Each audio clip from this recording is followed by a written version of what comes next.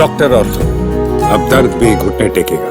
अमेरिकी सरकार के हाल ही में जारी दस्तावेजों से ये खुलासा हुआ है कि पाकिस्तान ने मई 2025 में भारत के ऑपरेशन सिंदूर के दौरान वॉशिंगटन में बड़े पैमाने पर लॉबिंग अभियान चलाया। इसका मकसद था अमेरिका पर दबाव डालकर भारत की सैन्य कार्रवाई को रोकना। दस्तावेज फॉरेन एजेंट रजिस्ट्रेशन एक्ट यानी FARA के तहत सार्वजनिक किए गए हैं और इसमें पाकिस्तानी कदमों की पूरी जानकारी दी गई है। पाकिस्तानी लॉबिंग अभियान बेहद व्यापक और संगठित था। पाकिस्तान के राजदूत और डिफेंस अटैची ने अमेरिकी कांग्रेस, पेंटागन, स्टेट डिपार्टमेंट और बड़े मीडिया हाउस से 50 से ज्यादा मीटिंग्स की मांग की। इसके लिए ईमेल, फोन कॉल और व्यक्तिगत मीटिंग्स का इस्तेमाल किया गया। ये अभियान अप्रैल-मई 2025 में अपने चरम पर था।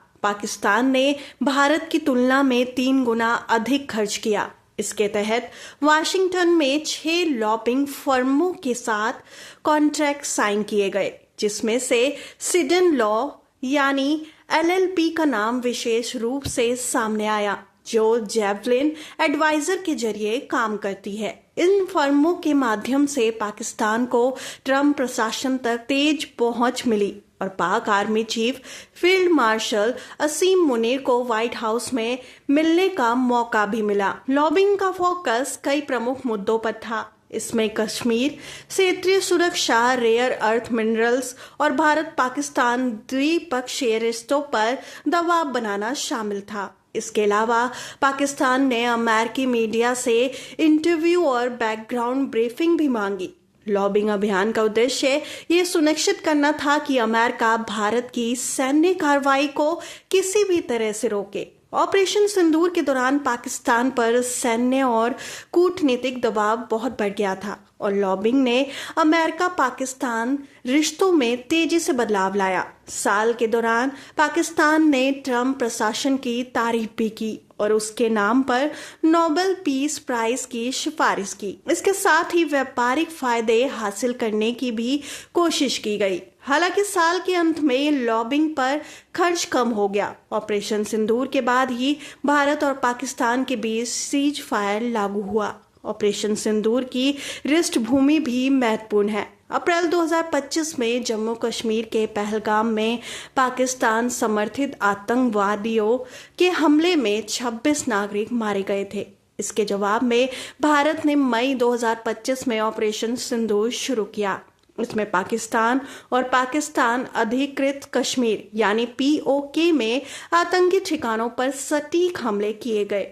भारत ने बार बार स्पष्ट किया कि ये हमले केवल आतंकियों और उनके इंफ्रास्ट्रक्चर पर लक्षित थे। किसी भी पाकिस्तानी सैन्य या नागरिक ठिकाने को निशाना नहीं बनाया गया। इस पूरे अभियान के दौरान पाकिस्तान ने अमेरिकी लॉबिंग फर्मों और राजनीतिक चैनलों के माध्यम से अमेरिका को यह संदेश देने की कोशिश की कि भारत की सैन्य कार्रवाई क्षेत्रीय शांति के लिए खतरा है। यह अभियान बहुत योजनाबद्ध था और इसके लिए पाकिस्तान ने बड़े पैमाने पर वित्तीय संसाधन भी लगाए। अमेरिकी दस्तावेजों में ये बताया गया कि पाकिस्तान ने लॉबिंग के जरिए अमेरिकी अधिकारियों और मीडिया में अपनी बातों को प्रभावी बनाने का प्रयास किया। राजनीतिक विशेषज्ञों का मानना है कि पाकिस्तान की ये लॉबिंग कार्रवाई अंतर्राष्ट्रीय राजनीति में उनकी सक्रिय रणनीति का हिस्सा थी। उसने अमेरिका के माध्यम से दबाव डालने की कोशिश की ताकि ऑपरेशन सिंदूर को रोक सके। लॉबिंग अभियान में ये भी देखा गया कि पाकिस्तान केवल